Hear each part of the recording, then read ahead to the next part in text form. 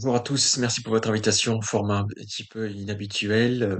J'aurais aimé pouvoir vous présenter des diapositives en même temps que ce petit message, mais je pourrais vous les envoyer plus tard si vous le souhaitez. Alors, je suis docteur Thomas Brandrel, je suis radiologue, mais également chercheur associé au CNRS et au collectif, au laboratoire IRC ICUBE de Strasbourg. J'ai quelques publications dans des comités, dans des revues à comité de lecture, notamment sur les effets cardiovasculaires, et je forme régulièrement les cardiologues à ce sujet. J'ai également créé le collectif Strasbourg Expire et le collectif Air Santé Climat, qui est un collectif national qui regroupe des chercheurs du CNRS, de l'INSERM, etc. Donc, si ça vous va, je vous parlerai un petit peu des effets sanitaires de la pollution de l'air, hein, qui concerne essentiellement les particules fines et les ultra-fines. Sur les 50-60 000 décès que fait la pollution de l'air en France, 48 000 sont attribuables aux particules fines. Et dans les particules fines, les plus dangereuses vont être les ultra-fines, hein, qui font moins de 0,1 micron. Celle-là qui pose un réel problème de santé publique parce que elle passe la barrière des poumons, elle passe également la barrière cérébrale, et donc elles vont pouvoir. Et on a également les PM2.5 qui font 2,5 micromètres, qui sont un peu entre les deux. Pourquoi je vous parle de ça? Parce que c'est important, parce que la réglementation impose le suivi des grosses particules, les PM10, et partiellement des 2.5, les 2,5 micromètres, mais on n'a pas encore de réglementation sur les ultra-fines. Or, actuellement, 90% de ce qui sort en particules d'une voiture ou même d'une usine récente, c'est des ultra-fines. Donc, on a pas mal de polluants qui passent sous les radars, euh, avec des pathologies très diverses, parce que notre organisme n'est pas capable de filtrer ces particules, alors que les PM10, les plus grosses, s'arrêtent en général aux voies respiratoires supérieures, donc ça donne des pathologies de la sphère ORL ou pulmonaire, mais moins de symptomatologie systémique. Et en plus de leur taille, la toxicité des particules va dépendre de leur composition. Et les particules les plus toxiques, c'est les particules de combustion lorsque vous brûlez de la matière organique. Et notamment, ce qu'il y a de plus dangereux, c'est les particules liées à un incinérateur, parce que dans la composition de la particule, vous avez énormément de molécules toxiques, perturbateurs endocriniens. Il faut bien comprendre qu'une particule fine, c'est pas une molécule, c'est un conglomérat de plein de petites molécules qui s'assemblent entre elles pour faire une particule. Une particule fine, c'est de la matière solide en suspension dans l'air, à la différence d'un gaz. Et une particule de combustion, par exemple, d'un incinérateur, pourrait être de taille différente en fonction de la présence de filtres ou non, mais la composition va être très toxique. On va retrouver dans la particule des hydrocarbures aromatiques polycycliques, ce qu'on appelle les HAP, qui sont cancérigènes, qui sont des perturbateurs endocriniens. On va retrouver des métaux lourds.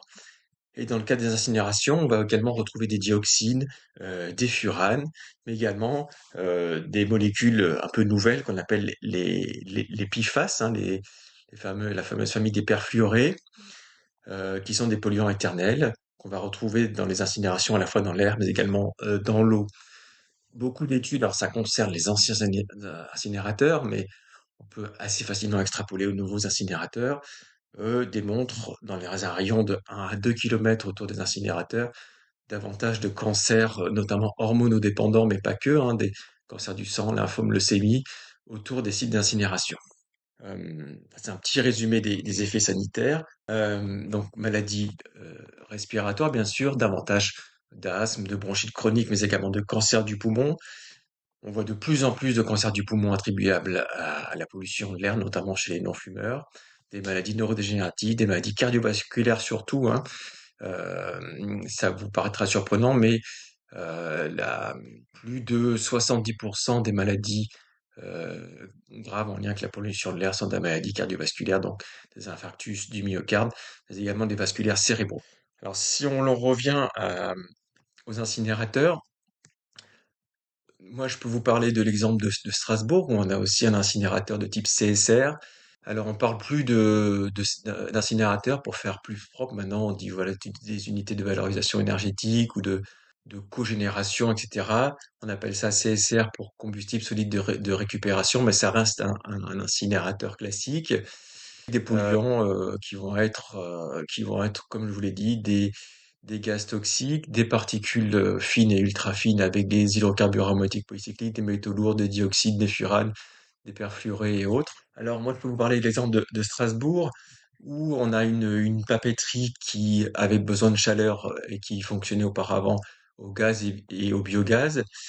Et malgré que le gaz soit un gaz à une énergie fossile, ça émet très peu de polluants toxiques, ça émet du CO2, mais pas de particules fines, pas d'hydrocarbures polycycliques, et donc c'est une énergie très propre en termes de santé. L'entreprise a bénéficié de subventions de l'ADEME pour remplacer ses chaudières au gaz, donc une énergie fossile, par un incinérateur qui est considéré comme du renouvelable parce que circulaire, une énergie circulaire. Et pour ce faire, comme c'est beaucoup plus polluant l'incinérateur CSR, ils ont eu l'autorisation de doubler leurs émissions de particules fines, de doubler leurs émissions de dioxyde d'azote, dont je n'ai pas parlé, mais qui est un gaz toxique pour le système respiratoire, et autorisation également de multiplier par 4 leurs émissions d'hydrocarbures aromatiques polycycliques. Nous, à l'époque, on avait été les seuls médecins à s'alarmer de ça, parce que c'est un incinérateur qui est très proche d'hôpitaux et de zones urbaines. Mais malgré tout, le projet est passé et l'usine en question avait dit, mais de toute façon, les seuils ne seront pas atteints, donc c'est juste, on demande d'augmenter ces seuils au cas où, mais ils seront pas atteints. Et là, on est à peine 2, 3 années plus tard et cette usine fait l'objet déjà de nombreux contrôles de la DREAL, donc la préfecture, qui montre qu'elle dépasse à cause de cet incinérateur les émissions de particules fines, de dioxine, de furane dans l'air, des dépassements également dans l'eau. Et donc, elle demande une nouvelle augmentation de ses plafonds d'émissions via une augmentation de ses capacités de production. Et pourtant, c'est une usine avec un incinérateur de dernière génération, avec des filtres électrostatiques, etc. Donc, c'est parmi les procédés de production, normalement, ceux qui sont considérés comme les plus propres et où on nous avait assuré au départ que c'était ce qu'il y avait de mieux et qu'il n'y a quasiment aucune émission de polluants, de particules fines, etc. Donc vous voyez que entre ce qu'on vous dit et ce qui se passe réellement, il y a un fossé, d'autant plus que parfois les systèmes de dépollution peuvent ne pas marcher, ne pas fonctionner. Donc on peut avoir aussi par moments des forts pics de pollution euh, liés à ces incinérateurs. Et pour les PFAS, donc les fameux perfluorés qui sont des perturbateurs endocriniens, dont la France vient de prendre une norme, enfin l'un des premiers pays à vouloir les interdire. Le problème, c'est qu'ils sont présents dans quasiment tous les produits et donc les incinérateurs, en les brûlant, n'arrivent pas à les détruire. Il faudrait pour ça augmenter la température d'incinération au minimum à 1300 degrés, ce qui n'est pas le cas des incinérateurs classiques qui sont autour de 800 degrés. Alors si vous arrivez à avoir un procédé qui brûle à plus de 1300, ce serait déjà une bonne solution, mais je ne sais pas si c'est applicable sur les incinérateurs CSR. Euh, voilà, ces fameux PFAS, là, sont des polluants éternels qui sont vraiment là, une bombe sanitaire. On commence juste à en mesurer les effets et on ne sait pas encore comment, à part arrêter de les produire. Et donc, quand on les brûlera, on les émettra plus parce qu'on n'en aura plus sur nos produits. Mais pour l'instant, on ne sait pas comment les éliminer. Même si, comme je vous l'ai dit, en augmentant fortement les températures de combustion, on peut en limiter partiellement les émissions. Donc, vous vraiment regardez la distance d'habitation, les vents dominants, et puis voyez également si vous pouvez avoir vraiment les procédés les plus. Et il faut également avoir une assurance que la DREA, donc la préfecture, suivra bien évidemment bien cette installation, ce qui normalement est automatiquement le cas si c'est une installation classé. Voilà, que vous dire d'autre? Ben, qu'on reste à votre disposition avec l'ASEF. Donc là, moi, vous m'avez demandé de parler. C'est vrai que j'ai pas précisé, mais je suis aussi un des référents, enfin le référent pour le volet qualité de l'air à l'ASEF, donc l'Association Santé Environnement France, dont le directeur est le cardiologue Pierre Souvé. Et c'est lui que vous aviez contacté, c'est lui qui m'a demandé d'intervenir. Mais donc je parle également en son nom, donc au nom du docteur Pierre Souvé et des milliers de professionnels de santé de l'ASEF, donc l'Association Santé Environnement France. Donc voilà, ce que je vous ai dit est scientifiquement validé, prouvé, c'est indiscutable. Si vous voulez plus de renseignements, n'hésitez pas à nous contacter ou à contacter l'ASEF. Voilà. Eh bien, bon travail à tous et bon courage.